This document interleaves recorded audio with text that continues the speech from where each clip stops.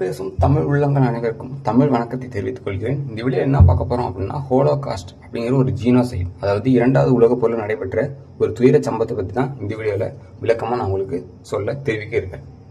இரண்டாவது உலகப் போர் அப்படின்னு சொன்னாலே நம்ம எல்லாத்துக்கும் ஞாபகம் வர விஷயம் ஹிரோஷிமா. அதாவது அமெரிக்கா வந்து ஹிரோஷிமாவோட வந்து அணுகுண்டு தாக்குதல் வந்து நடத்தினாங்க.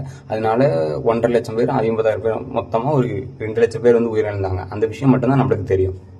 நான் இப்போ சொல்ல இருக்கிற இந்த ஹோலோகாஸ்ட் அப்படிங்கிற ஜீனோசைட் காரணத்தால் இறந்தவங்க 10 மில்லியன் பேர், அதாவது 1 கோடி பேர் அப்படின்னு சொன்னால் உங்களால் நம்ப முடியுதா? ஆக்சுவலாக இந்த ஹோலோகாஸ்ட் யாருக்கு எதிராக நடத்தப்பட்டது அப்படின்னு பார்த்தீங்கன்னா, யூதர்களுக்கு எதிராக குறிப்பாக நடத்தப்பட்டது. யாரால் நடத்தப்பட்டது அப்படின்னு பார்த்தீங்கன்னா, ஜெர்மானிய சர்வாதிகாரியான அடால்ஃப் ஹிட்லர் அவரால் தான் நடத்தப்பட்டது. வீடியோ ஸ்டார்டிங்கில் சொன்னேன் இல்லையா, 1 கோடி பேர் இறந்தாங்கன்னு. அந்த 1 கோடி பேரில் 90 லட்சம் பேர் யாருன்னு பார்த்தீங்கன்னா யூதர்கள் தான். மீத இருக்க 10 லட்சம் பேர்னா பிற நட்பு நாடுகள். ஓகேவா, நட்பு நாடுகளை சேர்ந்த பிரான்ஸோ அமெரிக்காவோ ரஷ்யாவோ சேர்ந்த மக்களும், அது மட்டும் இல்லாமல் LGBTQ, அது மட்டும் இல்லாமல் மாற்றுத்திறனாளிகள், மீதி இருக்க 10 லட்சம் பேர். இவங்க எல்லாத்தையும் தான் இவங்க அந்த ஹோலோகாஸ்ட் முறையின் மூலமாக கொண்டு இருக்காங்க.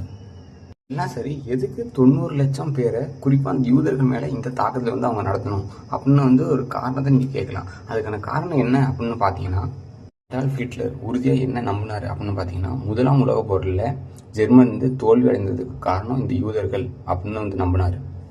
மட்டும் இல்லாமல் ஜெர்மனியோட கலாச்சாரத்துக்கு அவங்க வந்து ஒரு ஆபத்தை விளைவிக்கிறானோ, அது மட்டும் இல்லாமல் தனக்கு வந்து ஒரு போட்டியாக வந்து அந்த சமூகம் வந்து இருக்குங்கிறது 3 தான் முக்கிய காரணமாக இருந்தது.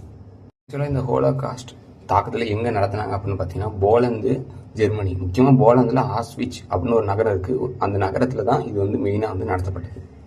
அந்த வருடங்களில் இந்த மாதிரி ஹோலோகாஸ்ட் அப்படின்னு சொல்லிட்டு மக்களை வந்து கொல்றதுக்காகவும் வேலை செய்யறதுக்காகவுமே தனியாக வந்து அவங்க சில கட்டமைப்புகளை வச்சுருந்தாங்க. அந்த கட்டமைப்புகள பேர் தான் கான்சன்ட்ரேஷன் கேம்ப்ஸ்னு சொல்கிறாங்க. இந்த கான்சன்ட்ரேஷன் கேம்ப்ஸுக்கு இப்போ இந்த நட்பு நாடுகள் இவங்க வந்து இது ஒரு நாட்டை வந்து கைப்பற்றுறாங்க இல்லையா, அந்த நாட்டில் கைது செய்யப்பட்ட மக்கள் அனைவரையும் நாடு கடத்தி இந்த கான்சன்ட்ரேஷன் கேம்புக்கு வந்து கொண்டு வருவாங்க.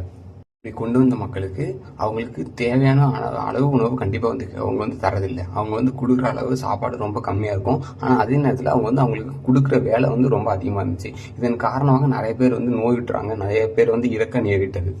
குறிப்பாக சொல்லணும்னா, அந்த காலத்தில் அவங்களுக்கு வந்து கொடுக்கப்பட்ட உணவு என்னன்னு பார்த்தீங்கன்னா, ஒரு நாளைக்கு ஒரே ஒரு வேளை மட்டும்தான் சாப்பாடு கொடுத்துருங்க. அது மட்டும் இல்லாமல் அந்த சாப்பாடு என்ன அப்படின்னு பார்த்தீங்கன்னா, ஒருத்தவங்களுக்கு ஒரு ரொட்டி துண்டு, அதாவது பிரெட்னு சொல்லுவாங்களே, ஒரு ரொட்டி துண்டு. அது மட்டும் இல்லாமல் இப்போ காய்கறிக்குன்னா காய்கறியில் சூப் ஓகே, ஆனால் வந்து அதை அவங்க பண்ணல. காய்கறியை செதுக்கும் போது அது வெளில இருக்க தோல் இருக்கும் பார்த்தீங்களா, அந்த தோலை வச்சு அந்த தோலில் வந்து சூப்பை செஞ்சு அதை வந்து உணவாக அதுதான் கொடுத்துருக்காங்க. ஸோ இந்த பசி மூலிமா இறந்தங்கிறது ஒரு முக்கியமான விஷயமா இருக்குது. ஸ்டார்வேஷன் சொல்லிட்டு பசி, அதாவது அவங்களுக்கு தேவையான உணவு கிடைக்காத காரணத்தால் நிறைய மக்கள் வந்து அந்த இடத்துல வந்து உயிரிழக்க நேரிட்டது. இவ்வளோ பேர் உயிரிழந்ததற்கு அந்த பசி மட்டும்தான் காரணமா அப்படின்னு நம்ம பார்த்தோம்னா கண்டிப்பாக இல்லை. அந்த கான்சன்ட்ரேஷன் கேம்ப்லேயே சில பகுதிகள் இருக்குது. அந்த சில பகுதிகளுக்கு மக்களை வந்து கூட்டிகிட்டு போயிட்டு துப்பாக்கியால் சுட செஞ்சுருக்காங்க. துப்பாக்கியால் சுட்டு நிறைய பேரை வந்து கொலை செஞ்சுருக்காங்க. ஸோ இப்படி தான் கொண்டிருக்காங்க அப்படின்னு பார்த்தா, இன்னொரு கொடூரமான முறையை வந்து அவங்க பின்பற்றிருக்காங்க. அது பேர் தான் கேஸ் சேம்பர் அப்படின்னு சொல்லுவாங்க. இப்போ என் பின்னாடி வந்து இந்த ரூம் உங்களுக்கு தெரியுது. இந்த ரூமில் ஜன்னலே இல்லாமல் ஒரே ஒரு கதவு இருக்கதை கற்பனை பண்ணிங்க. அது மட்டும் இல்லாமல் இன்னொரு பைப் லைன் ஒன்று இருக்குது. இப்போ வந்து கைதிகள் எல்லாத்தையும் கொண்டு வந்து அராஜகமாக இது உள்ளார அடைச்சி கதவை வந்து லாக் பண்ணிட்டு அந்த பைப் மூலிமா விஷவாயுக்களை உள்ளார அனுப்பி அப்படி வந்து மக்களை கொண்டுறது. இதுதான் இந்த கேஸ் சேம்பர் முறை. இந்த முறை மூலயமா பல லட்சம் பேரை வந்து கொண்டிருக்காங்க அந்த இடத்துல அப்படிங்கிறதுக்கான ஆதாரங்கள் இருக்குது.